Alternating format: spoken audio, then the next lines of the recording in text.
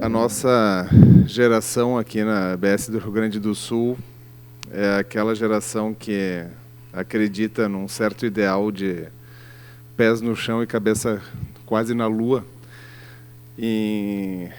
no famoso Think Global and Act Local, né? Pensando globalmente e atuando localmente. Nós tivemos nesses 10 anos, como já foi falado, as vivências da pandemia e das últimas enchentes, e o meu papel aqui é conduzir justamente o painel que fala do presente. A ABS do Rio Grande do Sul é uma ABS que sempre esteve no presente e espero que continue estando no presente sempre. E com isso nós fizemos grandes inovações. Tivemos a inovação da primeira formação de curso sommelier online no Brasil, através do desenvolvimento de tecnologia para lidar com questões presentes.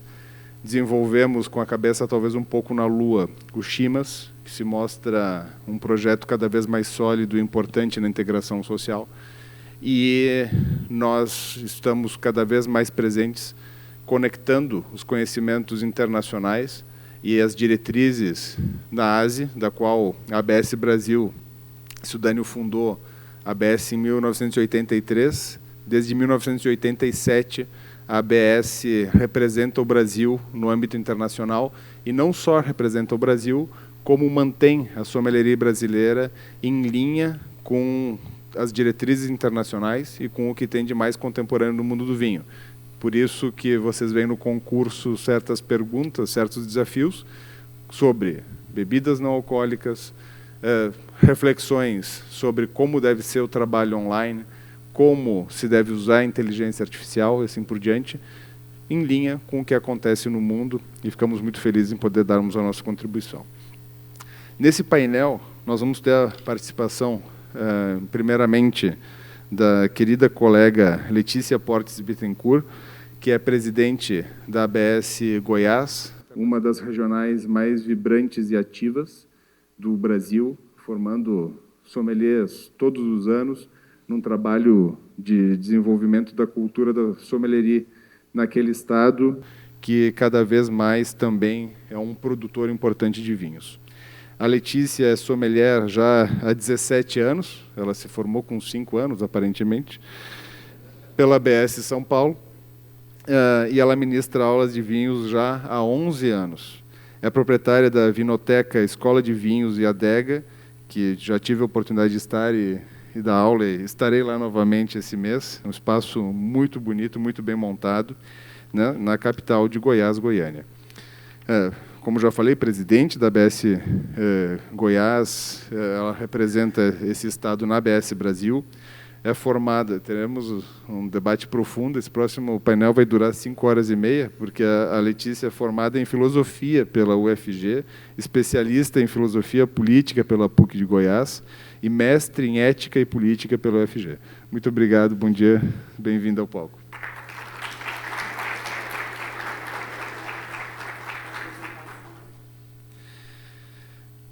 Depois temos o nosso muito querido e respeitado Wallace Neves, que tivemos a honra de participar da sua escolha como o melhor sommelier do Brasil aqui no Spa do Vinho. Mais que tudo, fico muito feliz em poder chamar de um amigo do mundo do vinho, uma pessoa que não só é uma pessoa linda, como uma personalidade integral, e um sommelier que, com muito orgulho, representa a sommelieria brasileira. Esteve, nesse ano ainda, nos Estados Unidos, nos representando no Pan-Americano. Muito obrigado por isso. E tenho certeza que esse é só um dos passos desse profissional que foi formado pela ABS do Rio de Janeiro. Eu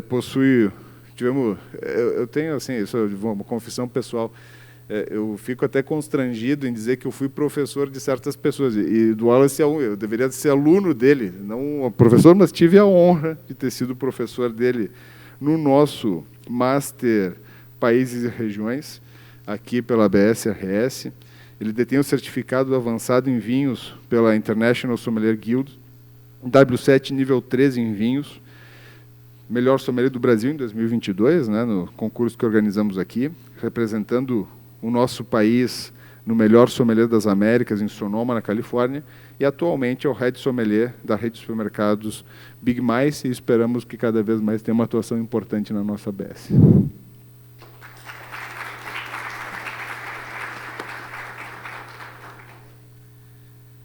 E, finalmente, temos uma participação muito especial para ampliar e contextualizar a nossa profissão hoje de sommelieria, que é o Roger Scherer Klafke. Por favor, me corrija se eu pronunciei mal. Eu sei como é ter um sobrenome mal pronunciado. Ele é especialista em alimentos e bebidas, já trabalhou em banco, em fábrica de elevadores, foi vocalista de banda punk. Bom, tem que dar uma palhinha. Garçom de churrascaria na Inglaterra, isso talvez seja o título que a gente mais respeite de todos aqui que tu tem, em função da nossa profissão. É administrador de empresas com MBA em marketing e cursou especialização em gestão de pequenas empresas. Possui mestrado em gestão e negócios e no Sebrae RS especialista no setor de alimentos e bebidas e coordenador dos projetos nesse segmento. Curioso, outro título importante, adora viajar e conhecer novas culturas e pessoas através da gastronomia. Já rodou o Brasil em mais de 25 países, dos clássicos França e Itália aos exóticos Nepal, Índia e Marrocos, sempre de olho nas tendências e oportunidades no mercado de alimentos e bebidas. Obrigado, seja bem-vindo.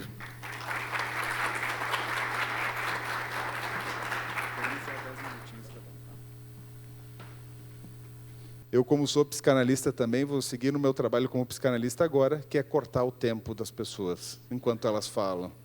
E, então, nós teremos 10 minutos para a intervenção de cada um, e assim nós vamos ter um tempinho no fim para discussões. Convido a Letícia, então, para começar falando dos desafios que nós temos hoje com a sommelieria, num cenário que já a primeira mesa introduziu, e nessa tua vivência, não como educadora e como proprietária de uma loja de vinhos que está vivenciando o mercado.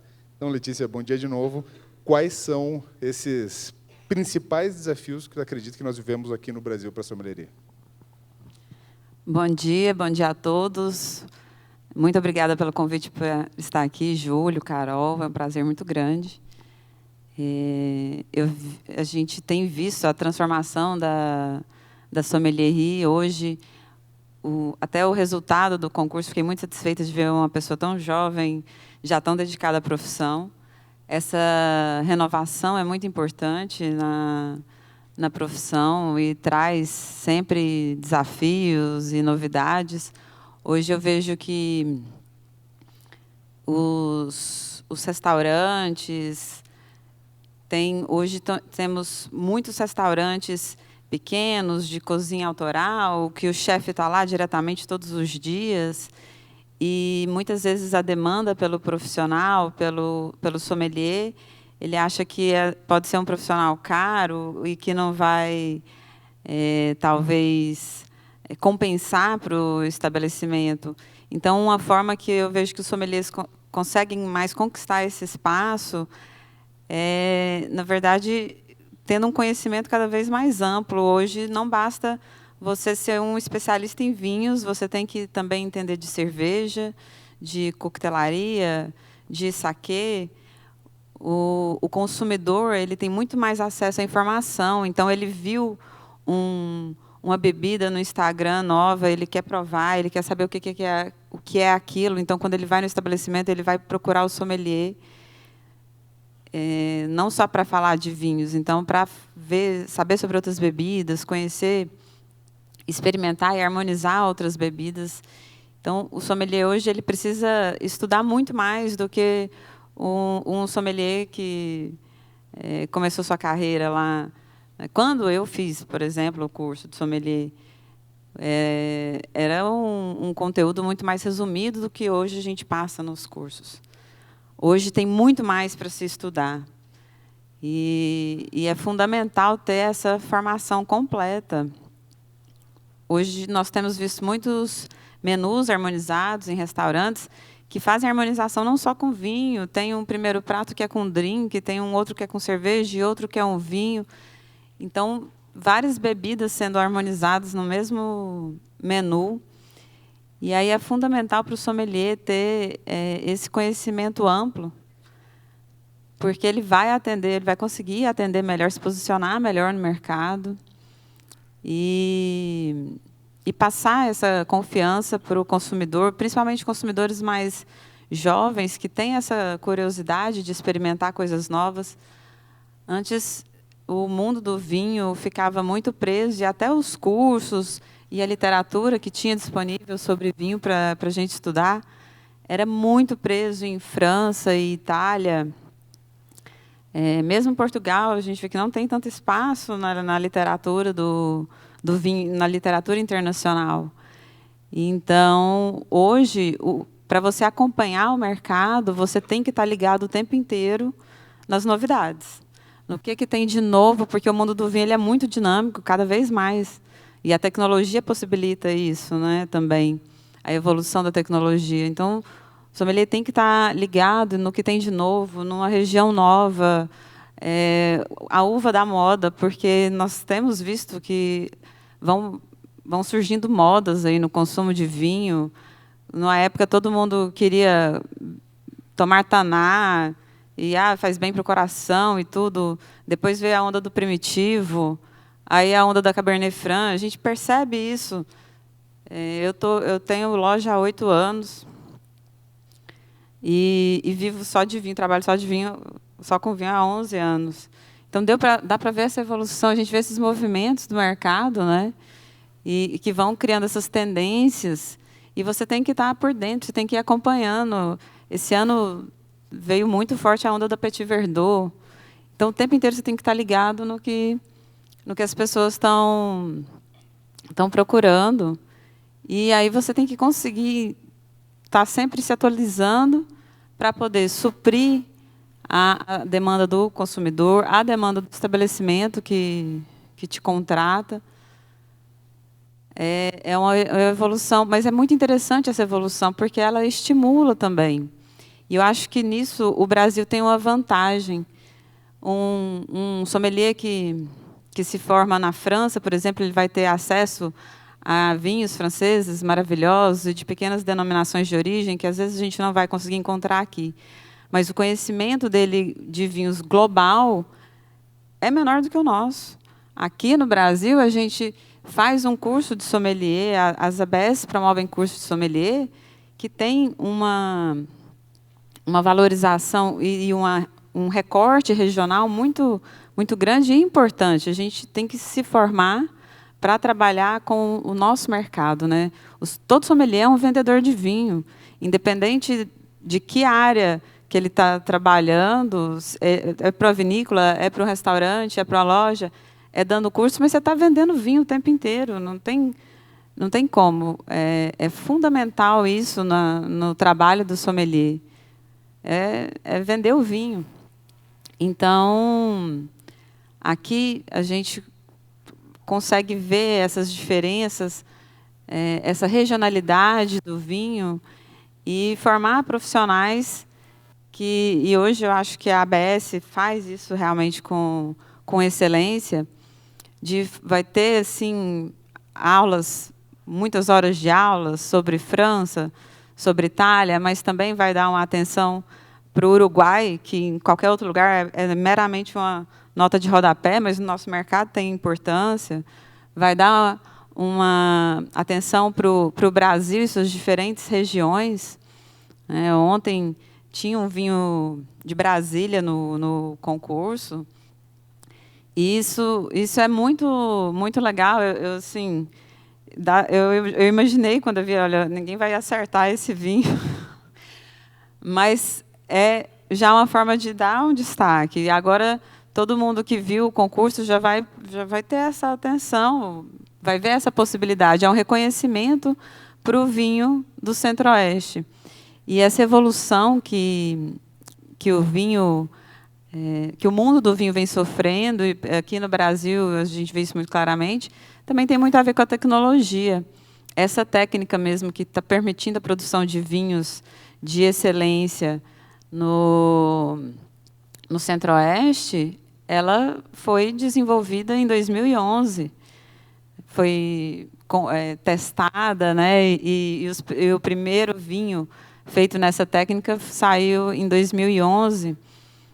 O vinho do Murilo Regina, lá em Minas Gerais, e o protocolo que ele desenvolveu para essa produção de vinhos de qualidade no Centro-Oeste hoje está sendo usado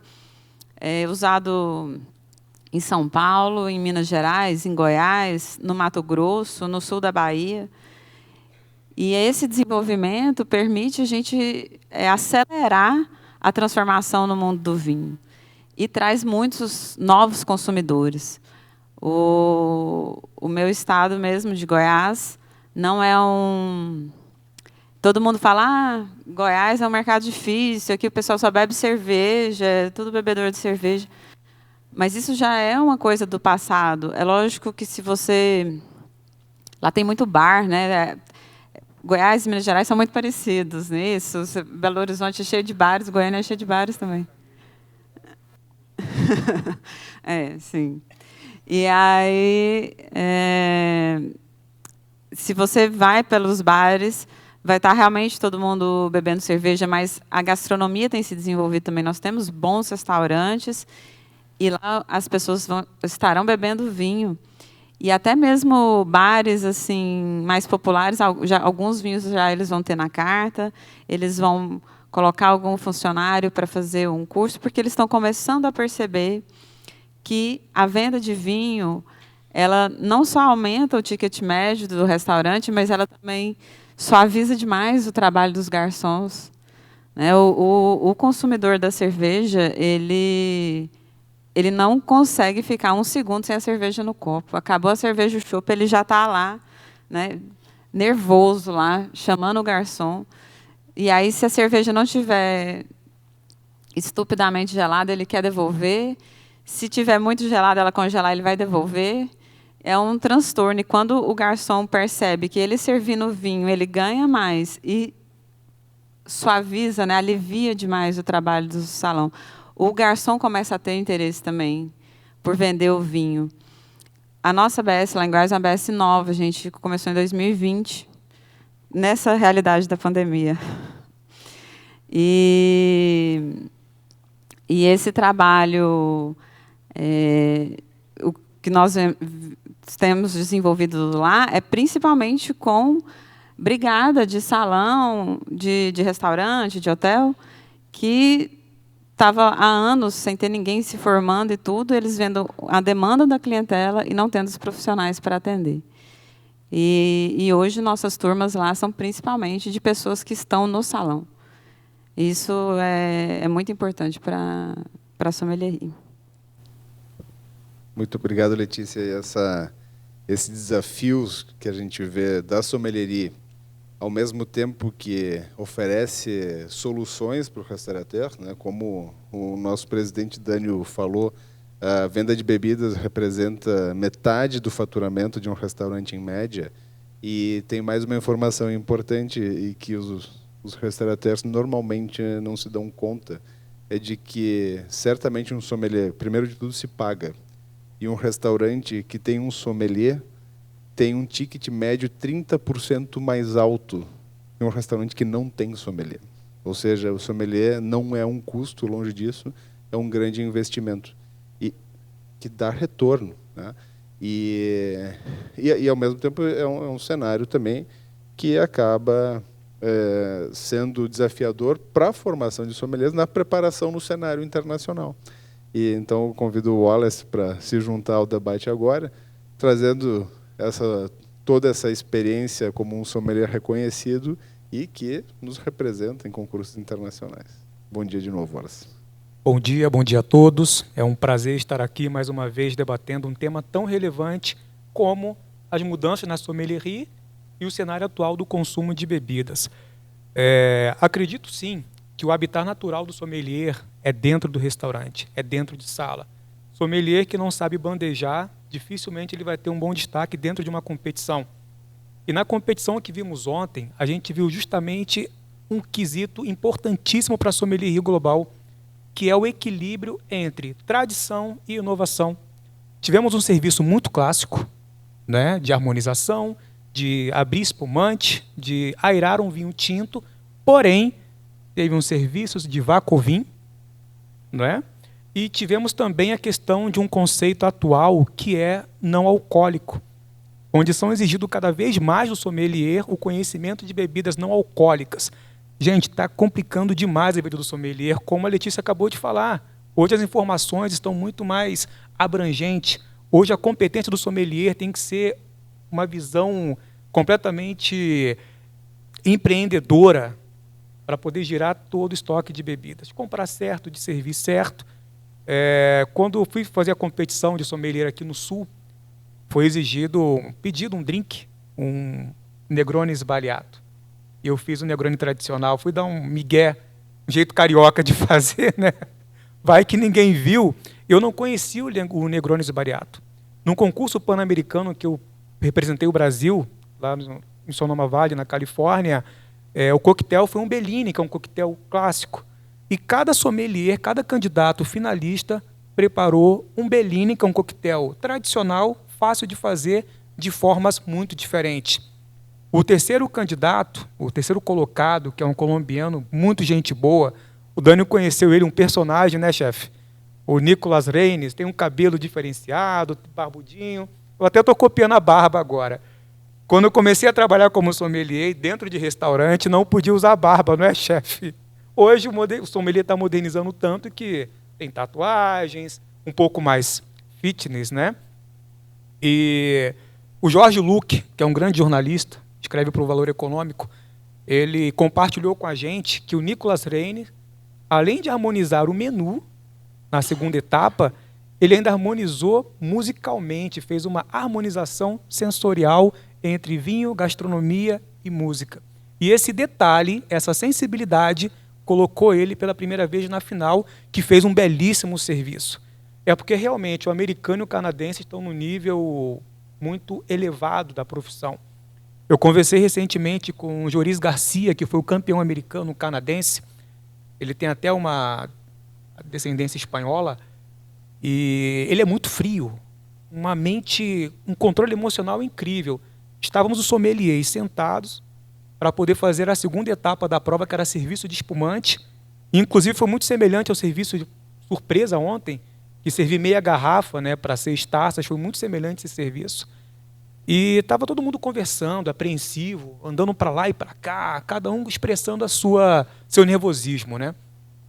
E o Joris Garcia estava como? Tranquilo, em pé, só ele olhando para a parede o tempo todo. Na prova final dele, eu estava lá presenciando, e eu vi que o Joris ele foi muito calmo, muito tranquilo. Sabe aquela prova que você olha e fala o seguinte, não vai dar tempo. E o cara conseguiu cumprir toda a etapa, mas numa sequência, no ritmo dele, ele tomou conta do jurado e também da plateia que estava assistindo, né? Um outro conceito muito importante é novas fronteiras do vinho. Vale a pena ressaltar aqui que a ASE mencionou o Vale dos Vinhedos em uma publicação bimensal, que é o ASE Magazine. Isso foi muito importante. No Pan-Americano, teve questões sobre vinhos do Brasil. Isso também foi muito importante. E o outro detalhe é que a nata da sommelieria americana brigaram comigo porque eu não levei nenhum vinho brasileiro para eles conhecerem lá durante a prova, né? Eu até pensei nessa possibilidade, mas a imigração nos Estados Unidos está bem difícil recentemente, não quis correr o risco, né? O sommelier hoje tem que estar na presença digital. A ABS-RS é um exemplo disso. Falamos aqui o Rodrigo falou sobre a Saperavi, que é um vinho que eu vou conhecer daqui a pouco na feira. O Júlio, numa masterclass que ele deu sobre a Geórgia, mencionou sobre o Saperavi da Aurora. E colocou uma pulguinha atrás da orelha, plantou uma semente que eu quis estudar mais sobre a Geórgia. E no Rio de Janeiro, na ABS do Rio de Janeiro, eu apresentei uma masterclass sobre a Geórgia, com as uvas Catsitelli, com a Saperavi, os vinhos de Chievre, etc., né? Então o sommelier tem que estar muito antenado. Estamos em um movimento hoje geopolítico muito diferente do que vimos em histórias recentes, Por exemplo, países como a Geórgia, Moldávia, Hungria, Bulgária, estão cada vez mais procurando novos mercados devido às questões de guerras entre Rússia, Ucrânia e etc. Então, por isso que os vinhos estão chegando aqui com um alfabeto diferenciado, uvas muito diferentes de gravar. E na competição do Pan-Americano foi exigido conhecer regiões vinícolas de Azerbaijão. Olha como está amplo a questão do conhecimento do sommelier hoje. Claro, a gente compreender a Europa clássica como França, Itália, Portugal, Espanha é muito importante, embora não seja o berço da vitivinicultura. E nessa Masterclass da plataforma no canal da ABS, Rio Grande do Sul, o Júlio fala muito bem sobre isso, né? A Itália produz vinho há 3.000 anos, a França há 2.000 anos, a Geórgia há 8.000 anos, 10.000 anos, onde aconteceu a Revolução Neolítica. E hoje, com o mundo muito mais globalizado, a sommelierie perdeu um pouco da questão da competitividade. O que eu vi no Pan-Americano foi uma questão de parceria, sabe? Aqueles momentos do bar do sommelier, que é coisa que não é publicado no YouTube, mas tem o bar do sommelier na competição, onde a gente pode ser gente, de fato, e fica em off. Você ter aulas, você participar de conferências com Master of Wine, com Master Sommeliers, com sommeliers que foram campeões mundiais, como Mark Almert. A ASE hoje está muito mais presente também no online. Para o sommelier estudante, ou quem já se formou, recomendo seguir a ASE, assistir os tutoriais e ler a revista. E em relação à revista, em dezembro, no 17º volume, a ASE me colocou numa lista dos 15 sommeliers que são estrelas em ascensão da sommelierie. E eu fui o brasileiro que fez parte dessa lista, onde tem italiano, dinamarquês, americano e assim por diante. Eu me senti extremamente honrado. E falando sobre passado, presente e futuro, como o Dânio bem mencionou, o futuro do sommelier é a questão relacional. Se o sommelier compreender que a função dele é ser um embaixador do vinho, é ele ser um anfitrião, ele ser um bom cordial, né, a hospitalidade, ele vai conseguir destacar no mercado. Hoje eu atuo em supermercado. Por quê? Além do restaurante, onde tem o sommelier para conduzir uma experiência enogastronômica, o cliente do supermercado também precisa desse embaixador para poder auxiliar na escolha dos vinhos, nas harmonizações. Claro que a pegada muda um pouco. Dentro de um restaurante formal, onde tem um sommelier, de repente servimos um foie gras para poder fazer um harmonizamento, uma harmonização com sauterne. Dentro de mercado, não. Recomendaram reservado para harmonizar com pastelzinho de carne, né? Então, vai mudando um pouco o conceito, mas sommelier ele tem uma importância relevante em cada ambiente que ele está atuando. Hoje, as vinícolas têm sommelier. A experiência enoturística com sommelier, conduzindo a experiência, é muito diferente. Porque o sommelier ele tem que ser um bom tradutor. Ele tem que pegar a complexidade que é o vinho. Uma palestra com o enólogo é muito técnica, né? E ele tem que tornar isso aprazível para o seu cliente. Então, ele vai usar um vocabulário um pouco mais amigável, sem abrir mão da técnica. E hoje a gente tem muitos sommeliers atuando na rede social, no Instagram. Isso vai propagando cada vez mais a questão do vinho como uma bebida, como uma cultura, como algo muito importante. Para finalizar aqui, em relação a consumos de bebida, a gente está no movimento de menos bebida alcoólica. Isso foi um debate na ASE. Teve muitos debates sobre a redução do consumo. Teve muitos debates também sobre a questão de vinhas velhas e, principalmente, aquecimento global.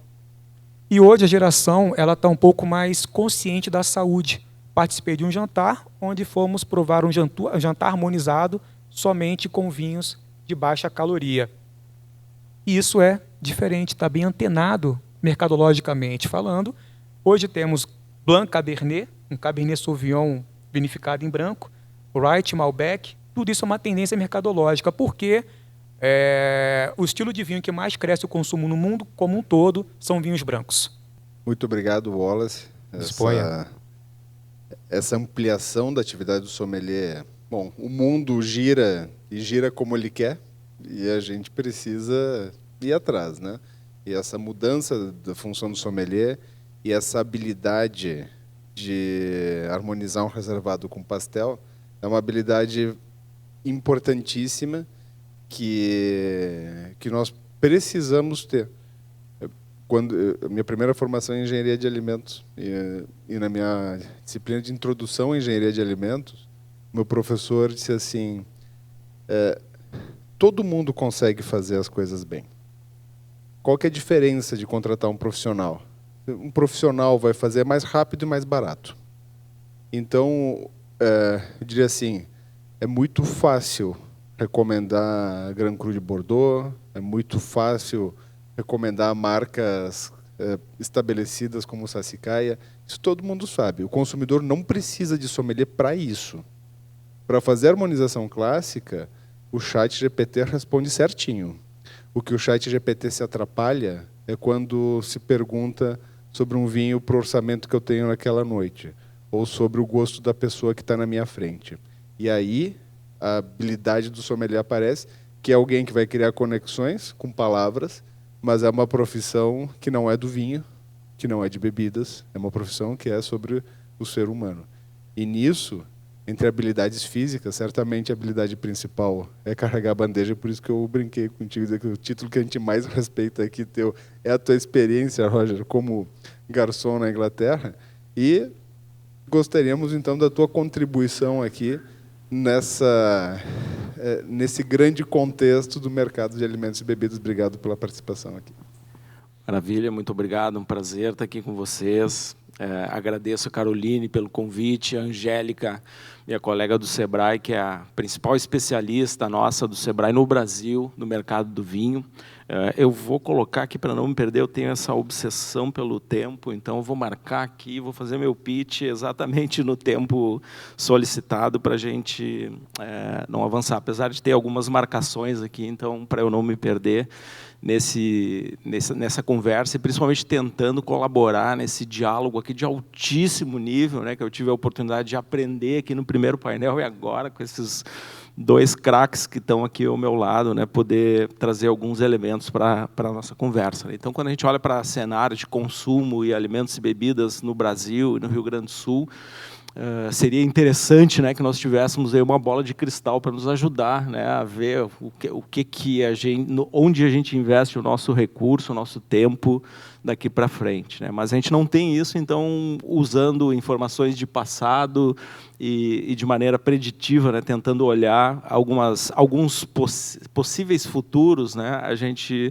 traz algumas informações aqui para compartilhar.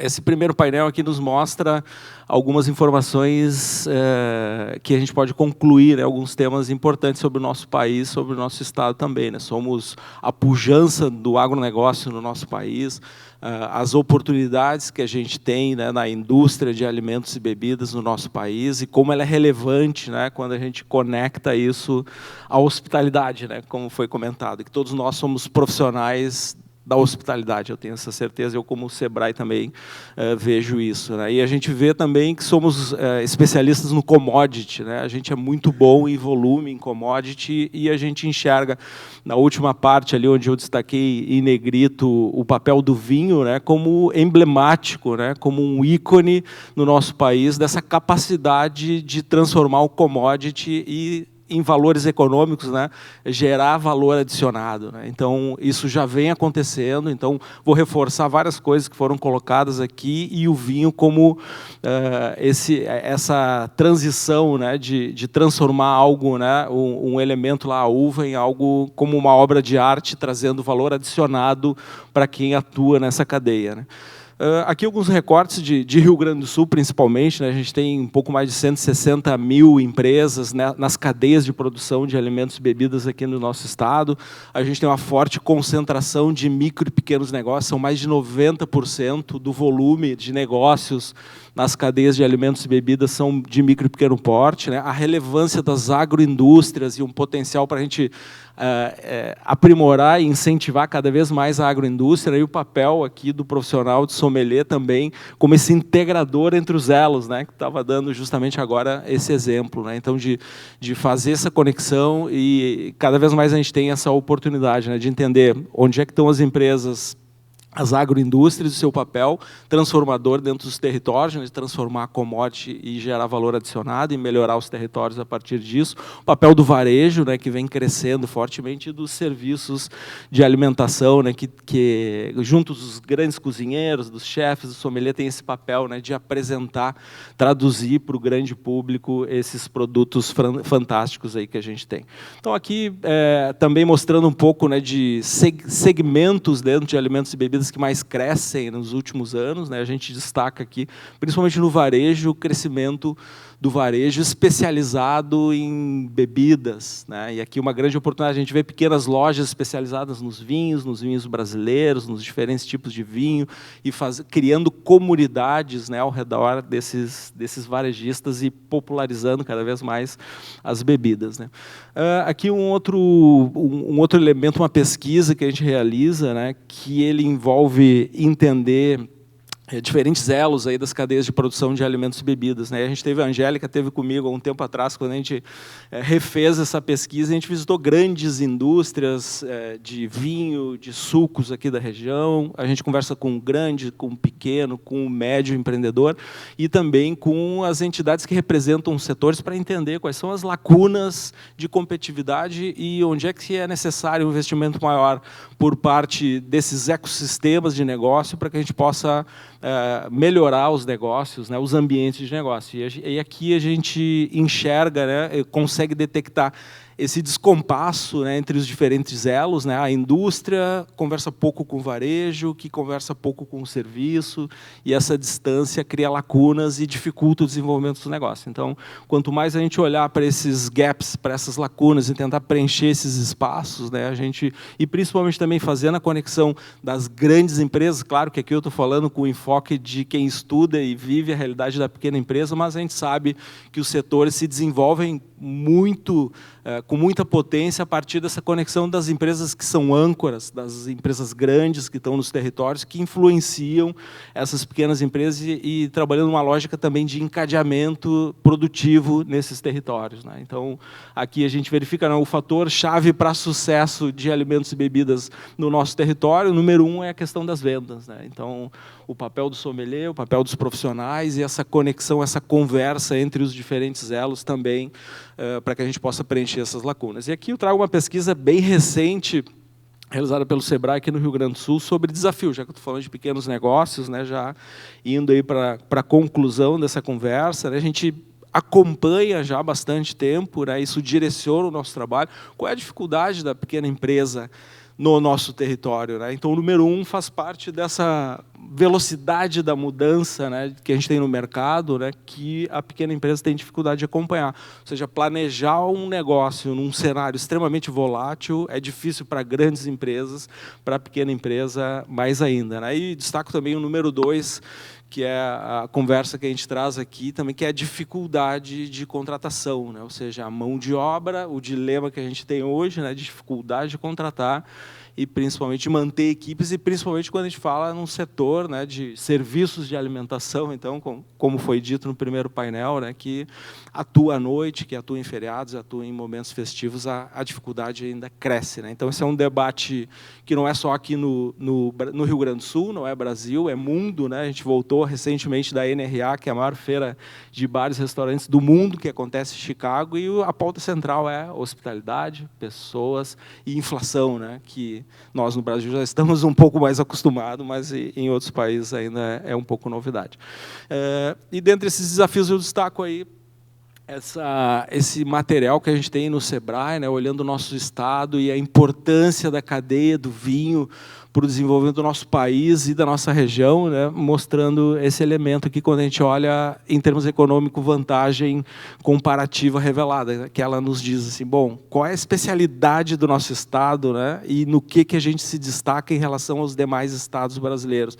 E aqui o vinho, né, aparece em destaque no nosso estado, né, como uma das principais cadeias, né? A gente está em terceiro ali, em terceiro ponto, né, mas de importância extremamente grande, né, para o desenvolvimento do nosso estado, e por isso, né, que o vinho é o nosso produto ícone, e por isso que a gente também, como o Sebrae e juntos os demais parceiros, a gente prioriza a nossa atuação. Então, um recorte aqui do setor de vitivinicultura do nosso estado, mostrando a potência, né, do setor. São quase 700 vinícolas aqui no estado do Rio Grande do Sul, mostra uma concentração em determinados territórios, mostra também, né, que houve uma quebra, principalmente por questões climáticas, né, da nossa safra no último ano.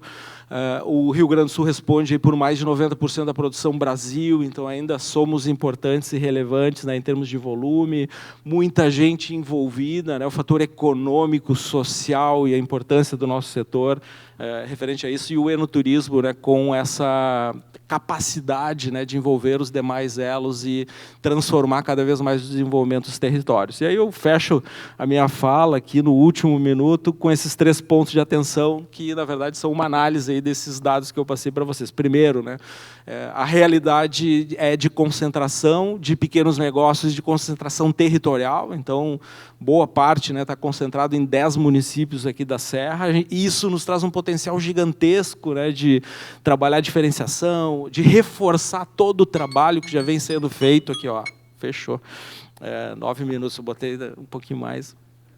Esse trabalho de autenticidade, né, de fortalecer a governança, o trabalho fantástico que vem sendo realizado aqui, o exemplo do Spa do Vinho e toda a turma que está por aqui, e alguns exemplos de capacitação. 2, né, de seguir nessa estratégia de diferenciação, né, já que a gente trata mais de quase 80% são pequenos negócios, né, a gente não vai competir com escala, não tem essa capacidade, né, não vai conseguir fazer isso. Então, a gente cada vez mais destacar essa diferenciação do território, do exclusivo, do artesanal, né, dos produtos diferenciados, que a gente tem essa condição, né, e principalmente destacar o enoturismo como uma grandíssima ferramenta para a gente fazer valor adicionado, ou seja, trazer as pessoas para virem para o nosso estado, deixar recurso aqui visitando os bares, restaurantes, as vinícolas, os hotéis, e levar os produtos daqui para fora, né?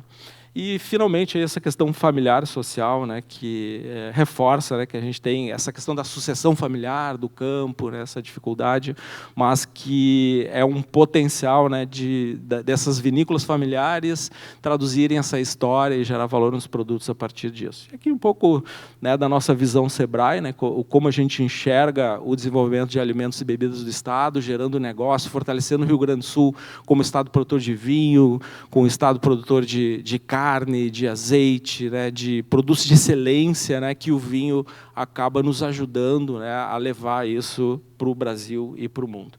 E aqui um pouco mais do que a gente faz no Sebrae, né, em termos de projetos e ações a partir de dados do setor, dados de pequena empresa, de conhecimentos do território, onde a gente está envolvido e outros, e agradeço. Obrigado. Passei, eu acho que 1 minuto e alguma coisa.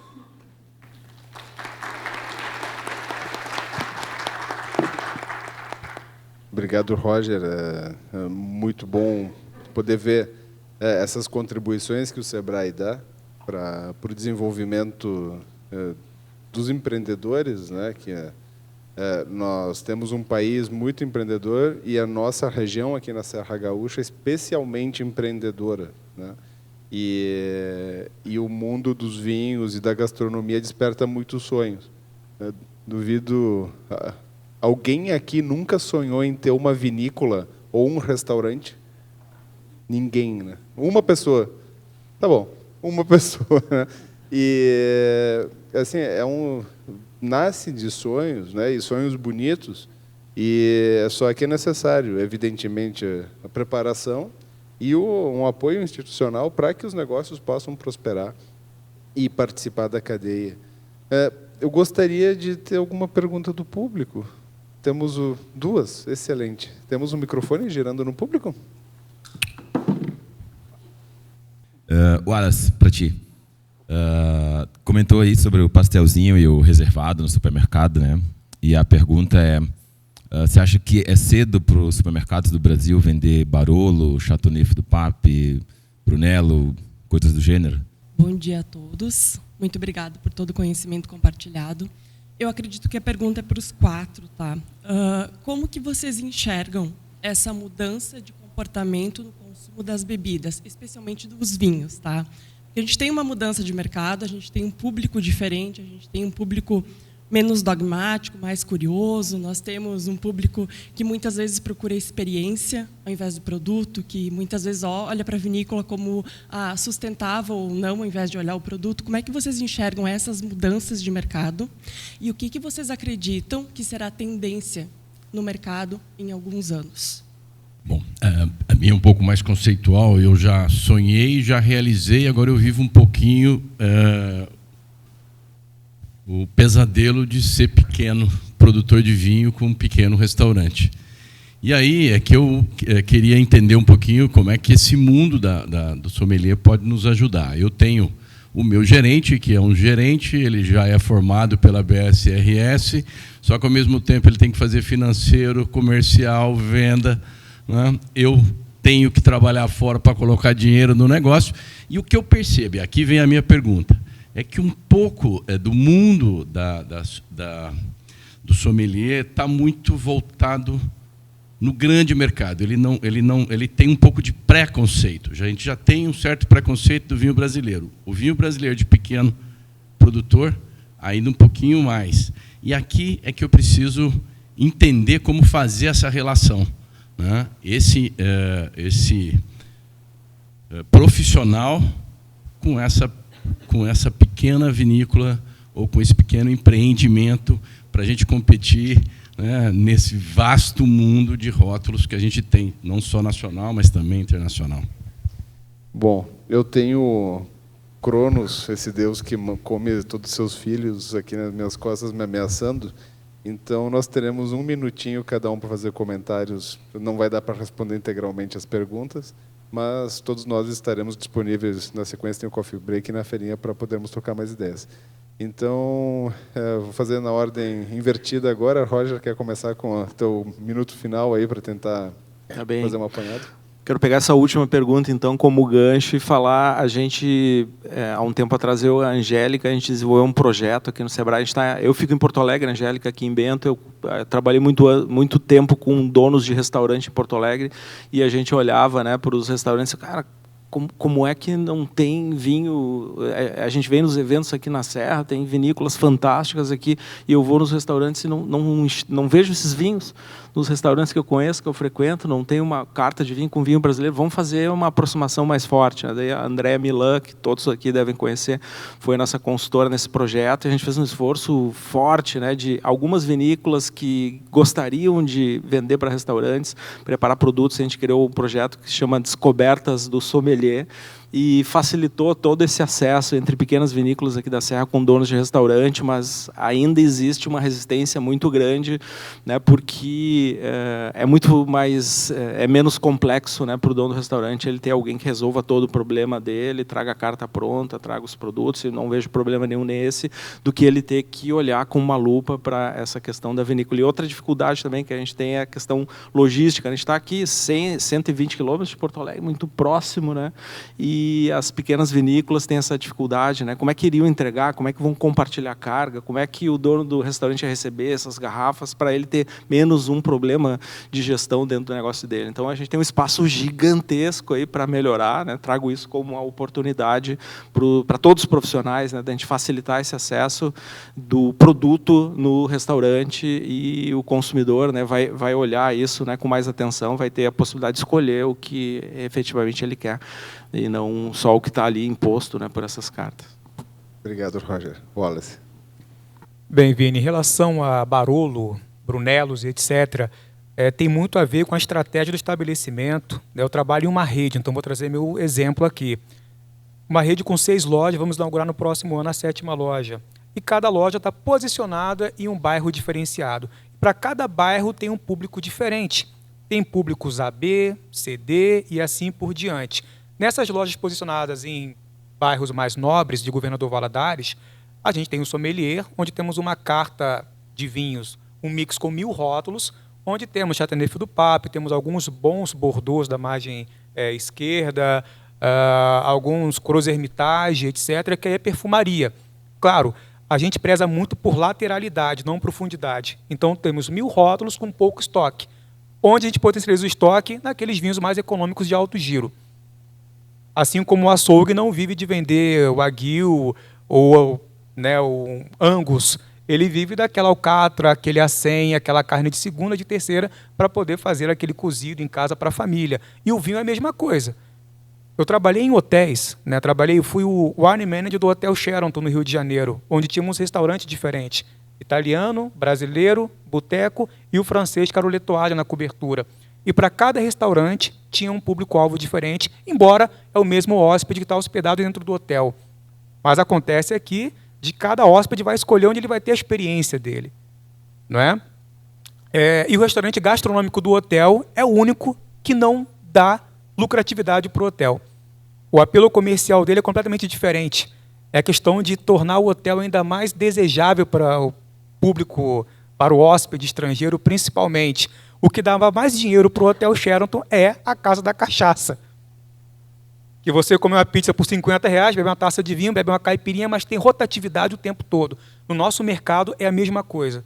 Temos a perfumaria de grandes vinhos, posicionados em pontos diferentes, com o maior campo de visão do cliente, mas o que realmente dá o resultado para chegar nas metas são os vinhos aí de 30, 40, 50 reais, isso sendo muito positivo. Às vezes alcançamos uma meta, mas o ticket médio está R$30, está R$25. Né? Então, nosso trabalho é mais alavancar o ticket. E tendo profissionais para poder atender esse cliente. Todos os sommeliers lá da rede Big Mais são formados pela ABS-RS. Nosso principal concorrente conta com 30 lojas, todos são formados pela ABS-RS. E aí a gente volta em relação às mudanças na sommelierie, que é dominar as plataformas digitais, estar presente para disseminar a cultura do vinho por regiões mais remotas. E é isso. Obrigado, Wallace. Letícia, tua palavra final? Ficou para mim, então, a pergunta das tendências, né, e do mundo do vinho e da sommelierie. E eu acho que acompanhar realmente o que acontece nas redes sociais hoje é essencial. Se alguma coisa viraliza sobre um tipo de vinho ou um tipo de drink, e a gente tem visto crescer muito esse mercado de drink, principalmente drinks com espumantes, nós temos que estar por dentro disso e acompanhar. Esse movimento do consumo do vinho branco, ele é global, e ele está desde lá de Goiás até na França e nos Estados Unidos, em todo lugar, isso aí é inevitável. Então, vai se investir cada vez mais nisso. E o sommelier tem que ter mais, hoje, conhecimento para harmonizar esses vinhos, para fazer um jantar só com vinhos brancos. A gente já tem essa demanda, não, eu vou servir só branco. E quer fazer a harmonização, que é diferentes pratos, e aí você tem que conhecer diferentes estilos de vinhos brancos, de uvas, buscar diferentes formas de vinificação para você trazer uma diversidade num jantar que vai ser só com vinho branco. E a gente vê uma tendência muito grande hoje, uma busca muito grande pela uva Chenin Blanc, está em alta, super alta. Os vinhos laranja, achei que ia passar, não passou, está aumentando. Sim, então a gente vê que veio para ficar. E o desalcoolizado, realmente, isso aí veio para ficar e está tendo cada vez mais diversidade de produtos. No começo tinha um ou outro refrigerante aí vendido como espumante sem álcool.